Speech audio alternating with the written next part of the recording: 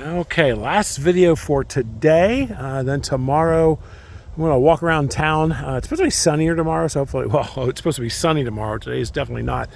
I'm going to walk around town. There's some Civil War sites in Munfordville proper, where Wood's house was, headquarters, buildings that were used as headquarters, etc. So I'm going to do that a little bit tomorrow. This is the Smith Monument. That's the Louisville National Railroad.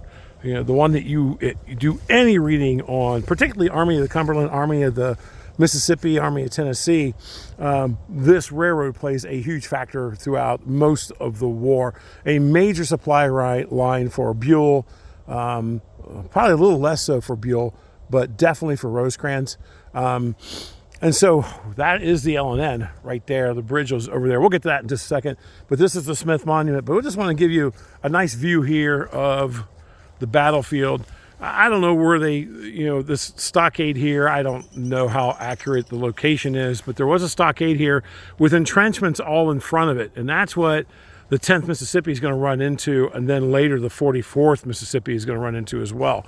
You can see our high ground in the distance, probably where Ketchum's battery initially set up there, and then the 12-pounder section out there. But they'll run into this particular position. They do not take this position.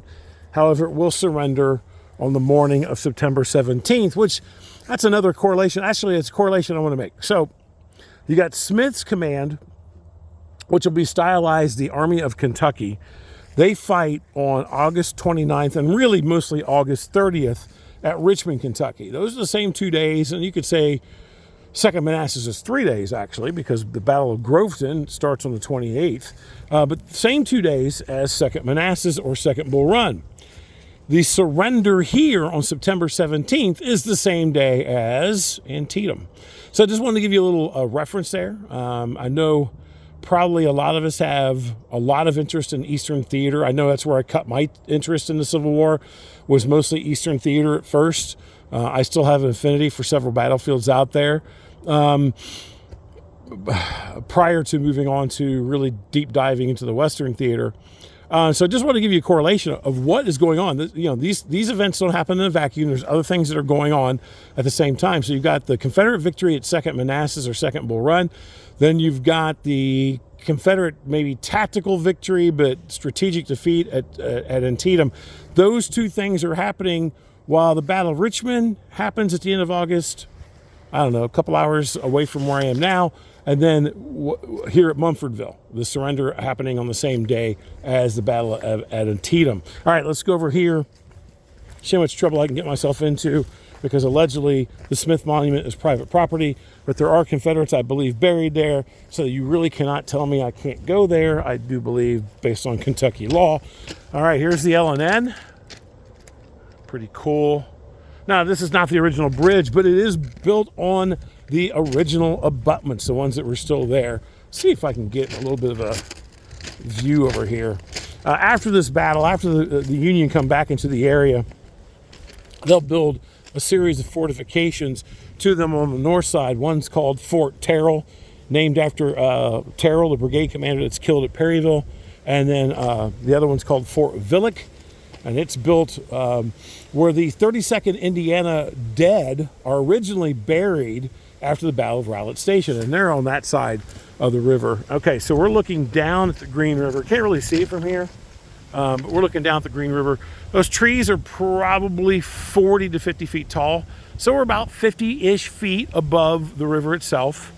I don't know if we can see it from this side. Kind of poking through the trees a little bit, but not much. I'm not going to walk out there because my luck, there would be a train coming by. Looks like somebody decided they were going to have a little party and bonfire out here. All right, cool. Good for them. Happy locals. All right, let's get over here to the Smith Monument, which is marked with the First National. And the graves are also marked with First Nationals, which is awesome. And a little bit more appropriate marking for these guys. Yeah, definitely in memory of the dead. So these aren't cemetery markers. These are just in memory of. All right, let's go. Try to remember how to get in here. Was a gate up. Here it is. Gate right here. All righty, here we go. So this is kind of cool. South, 42 degrees west and 90 poles distant is the place of the sacrifice of Colonel Robert A. Smith and his regiment, the 10th Mississippi, on September 4th, 1862. So this is a really cool monument, by the way. Let's go up here. Very cool monument right here. So I don't know, I'll have to go do some math. I don't know how long a pole is. I'm going to assume it's probably like 6 or 8 feet, all right? I'm guessing. Let's say it's 10 feet. So 10 times 90 would be 900 feet distance, so 300 yards, so 3 football fields in that direction, which from here to the stockade is probably a football field and a half alone, so kind of gives you an idea of distance. Looks like we got a flag down, flag down. Let's see here. Get that back up and going. Ground is, whoop, I just broke it. Shite. That's the bad thing about these posts. They're not very sturdy.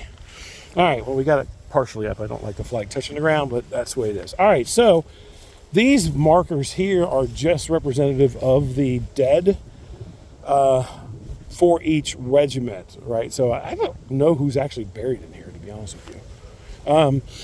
So we got the 9th Mississippi, the 10th Mississippi, the 44th Mississippi, the 7th Mississippi, the 29th Mississippi, and this should be, and I forgot about the sharpshooter battalion, right? And the sharpshooters as well. What we don't have is a marker here. Again, this is all Mississippian. We don't have a marker for the Alabama battery here. Okay, so let's see, what do we want to talk about here? Let's go over this way. So again, that russet brown area is the property that we no longer have access to. I can see an historical interpretive sign, probably the one I shot right there. My fat finger in it, right in there. Same one I probably shot from when I was up at Fort Craig earlier, because Fort Craig is just to the left of that, just to give you an idea. So again, we're not that far from the Louisville and Nashville Turnpike, which is just right in front of those trees. And the Woodson house, we can see from here. Go over here, a little bit more, a little bit more, a little bit more. Of course, there's a shorter tree in the way. Okay, well, we're gonna zoom in. Sorry, I'm making this thing shake a lot, sorry. You see the white coming through the tree? That's the Woodson house, the Anthony Woodson house. So it gives you an idea. We're not terribly far from where I shot that video when I first talked about politics. Well, maybe second. I can't remember what my order now any longer.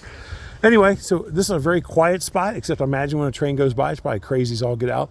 If I remember correctly, I am going to tell this wrong, but Smith is Scottish descent. And I think if I remember correctly, there's a memorial or a monument in Scotland to him as well. I could have that wrong. So I'm sure folks can correct me in the comments. I would appreciate that. I'd like to have my history correct as much as possible. So in a nutshell, very quickly, we have done kind of Rowlett Station and Munfordville, kind of talked about some politics. We talked about a little bit about the battles themselves and just some of the sites that you can see and how you can get there.